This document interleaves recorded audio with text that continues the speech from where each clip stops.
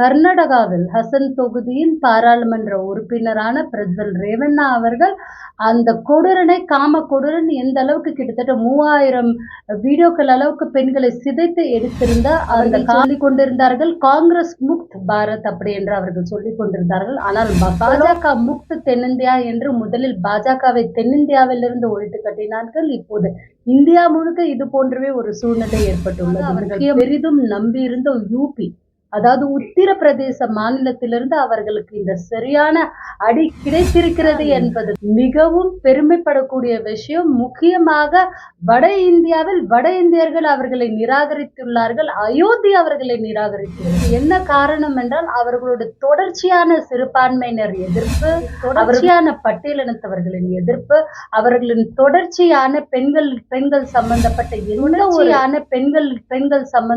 எந்த ஒரு கடுமையான விஷயங்களிலும் பெண்கள் கேவலப்படுத்தப்பட்ட போதும், பெண்கள் கற்பழிக்கப்பட்ட போதும் பெண்களுக்கான ஒரு குரலாக என்றுமே பாஜக ஒலிக்கவில்லை என்பதுதான். பெண்கள் துயிலுரித்து நடு ரோட்டில் ஆடையின்றி அவர்கள் நடத்தப்பட்ட போது, அவர்கள் கற்பழிக்கப்பட்ட போது கூட பாரத பிரதமர் அங்கு செல்லவில்லை. கர்நாடகாவில் ஹசன் தொகுதியின் பாராளுமன்ற உறுப்பினரான பிரஜ்வல் ரேவண்ணா அவர்கள் அந்த கொடூரனை காம கொடூரன் எந்த அளவுக்கு கிட்டத்தட்ட 3000 வீடியோக்கள் அளவுக்கு பெண்களை சிதைத்து எடுத்திருந்த அந்த காக்கு நரேந்திர மோடி அவர்கள் தேர்தல் பிரச்சாரம் செய்தார். ஆனால் ஓட்டு வித்தியாசத்தில் அவர்கள் வெற்றி பெற்று விடவில்லை. வெறும் 2% வாக்கு வித்தியாசத்தில் தான் அவர்களின் கூட்டணி, என்டிஏ கூட்டணி வெற்றி பெற்றுள்ளது. இந்தியா கூட்டணி பலம் கிடைத்துள்ளது, மக்களின் பலம் கிடைத்துள்ளது. ஜனநாயகத்திற்கு இது கிடைத்த மிக பெரும் வெற்றி. இனி வரும் காலங்களில் காங்கிரஸ் நடந்து முடிந்த நாடாளுமன்ற தேர்தலில் இந்தியா அலையன்ஸ் கூட்டணி, திமுக தலைமையில் காங்கிரஸ் கூட்டணி மாபெரும் வெற்றி பெற்றுள்ளது. தமிழக மக்களுக்கு பெரும் நன்றி. நேற்று டெல்லியில் சிடபிள்யூசி மீட்டிங், அதாவது காங்கிரஸ் காரியக்குழுவில் அன்னை சோனியா காந்திஜி அவர்கள் மீண்டும் சிபிபியாக, காங்கிரஸ் பார்லிமெண்டரி பிரசிடென்டாக அவர் மீண்டும் தேர்ந்தெடுக்கப்பட்டுள்ளார். அதற்கு எங்களுடைய மனமார்ந்த வாழ்த்துக்கள். இன்று நாட்டில் முற்றிலுமாக மக்கள் ஒதுக்கியுள்ளார்கள், நிராகரித்து உள்ளார்கள் என்பதுதான் நிதர்சன உண்மை. அவர்கள் சொல்லிக் கொண்டிருந்தார்கள் காங்கிரஸ் முக்த் பாரத் அப்படி என்று அவர்கள் சொல்லிக் கொண்டிருந்தார்கள். ஆனால் மக்களோ பாஜக முக்த் தென்னிந்தியா என்று முதலில் பாஜகவை தென்னிந்தியாவிலிருந்து ஒழித்து கட்டினார்கள். இப்போது இந்தியா முழுக்க இது போன்றவே ஒரு சூழ்நிலை ஏற்பட்டுள்ளது. முக்கியமாக அவர்கள் பெரிதும் நம்பியிருந்த யூபி, அதாவது உத்தரப்பிரதேச மாநிலத்திலிருந்து அவர்களுக்கு இந்த சரியான அடி கிடைத்திருக்கிறது என்பதுதான் மிகவும் பெருமைப்படக்கூடிய விஷயம். முக்கியமாக வட இந்தியாவில் வட இந்தியர்கள் அவர்களை நிராகரித்துள்ளார்கள். அயோத்தி அவர்களை நிராகரித்துள்ளது. இதற்கு என்ன காரணம் என்றால் அவர்களுடைய தொடர்ச்சியான சிறுபான்மையினர் எதிர்ப்பு, அவர்களுடைய தொடர்ச்சியான பட்டியலினத்தவர்களின் எதிர்ப்பு, அவர்களின் தொடர்ச்சியான பெண்கள் சம்பந்தப்பட்ட எந்த ஒரு கடுமையான விஷயங்களிலும் பெண்கள் கேவலப்படுத்தப்பட்ட போதும், பெண்கள் கற்பழிக்கப்பட்ட போதும் பெண்களுக்கான ஒரு குரலாக என்றுமே பாஜக ஒலிக்கவில்லை என்பதுதான் நிதர்சன உண்மை. மாண்புமிகு பாரத பிரதமர் என்று கூறக்கூடிய நமது மாண்புமிகு பாரத பிரதமர் தன்னுடைய மாண்பை எல்லாம் இழந்து பிதற்றிக் கொண்டிருந்தார். போன அரசியல் களங்களில் நீங்கள் அதை பார்த்தே இருப்பீர்கள். முக்கியமாக மணிப்பூரில் பெண்கள் துயிலுரித்து நடு ரோட்டில் ஆடையின்றி அவர்கள் நடத்தப்பட்ட போது, அவர்கள் கற்பழிக்கப்பட்ட போது கூட பாரத பிரதமர் அங்கு செல்லவில்லை. அவர்களிடம் அவர்கள் குறையும் கேட்கவில்லை. அவர்களுக்கு குறை இழைத்தவர்களும் தண்டிக்கப்படவில்லை என்பதுதான் நிதர்சன உண்மை. இது போலவே சாக்ஷி மல்லிக், நமது நாட்டிற்கு ஒலிம்பிக் பதாகைகள் வாங்கி கொடுத்த நம்மளுடைய தங்க மங்கைகள் எந்த அளவுக்கு கொடுமைப்படுத்தப்பட்டார்கள் என்று நாம் பார்த்தோம்.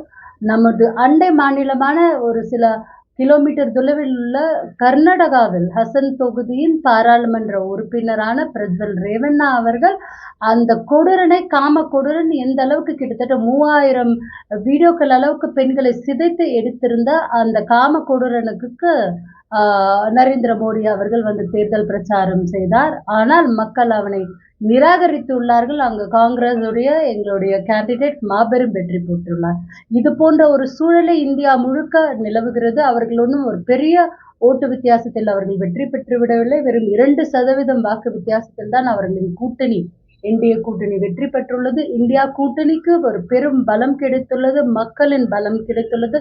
ஜனநாயகத்திற்கு இது கிடைத்த மிக பெரும் வெற்றி. இனி வரும் காலங்களில் காங்கிரஸ் மேலும் மக்களுடைய நம்பிக்கையை எடுக்கும் வகையில் மக்களிடம் இருக்கக்கூடிய அந்த நம்பிக்கையை பெருக்கும் வகையில் நாங்கள் பெருகெடுத்து எங்களால் முடிந்த மக்கள் சேவையில் நாங்கள் ஈடுபடுவோம்.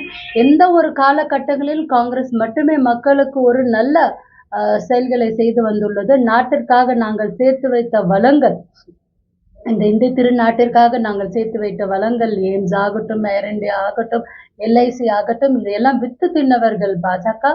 ஆனால் நாங்கள் இன்று ஒரு மிகப்பெரிய சக்தி வாய்ந்த ஒரு எதிர்க்கட்சியாக அமர்ந்துள்ளோம். மக்கள் கொடுத்த தீர்ப்பின் பிரகாரம் நாங்கள் சக்தி வாய்ந்த எதிர்க்கட்சியாக பாராளுமன்றத்தில் மீண்டும் மீண்டும் எங்களின் இளம் தலைவர் ராகுல் காந்திஜி அவர்களின் தலைமையில் எங்கள் குரல் ஒலித்துக் கொண்டே இருக்கும். நன்றி, வணக்கம். அனைவருக்கும் என் இனிய மதிய வணக்கத்தை தெரிவித்துக் கொள்கிறேன். டாக்டர் பார்கவ் என்னும் நான் 3 மாதங்களுக்கு முன்பு ஓபிசி பிரிவின் மாநில பொதுச் செயலாளராக இருந்தேன். அதற்கு பிறகு நம்முடைய லோக்சபா எலெக்ஷன் கேம்பெயின் மூலமாக நம்முடைய பாரத் ஜோடோ யாத்ரா, நியாய் யாத்ரா ஆகிய 2 பிரிவுகளுக்கும் நேஷனல் கோஆர்டினேட்டராக பரிந்துரை செய்துள்ளார். அதற்கு பிறகு நம்முடைய லோக்சபா எலெக்ஷன் கேம்பெயினுக்காக கர்நாடக மாநிலத்தின் ஆசன், தும்கூர், சிக்மங்களூர், உடுப்பி ஆகிய 3 மாவட்டங்களுக்கு ஏஐசிசி ஓபிசி பிரிவின் அப்சர்வராக பரிந்துரை செய்தார். அதற்கு பிறகு நான் 3 மாவட்டங்களிலும் கடினமாக உழைத்தேன். ஆனால் பல இன்னல்களுக்கு பிறகு ஆசனில் பல 20 வருடங்களாக பாஜக ஜேடிஎஸ் ஆட்சி செய்யும் ஆசன் பகுதியை இந்த வருடம் நாங்கள் காங்கிரஸ் படிச்சிருக்கிறோம். அது மிகவும் எனக்கு கிடைத்த மிகப்பெரிய வெற்றி. அது மட்டும் இல்லாமல் தமிழக முதல் இமாச்சல் வரை 13 ஸ்டேட் எலெக்ஷன் கேம்பெயினுக்காக நான் ஒர்க் பண்ணேன்.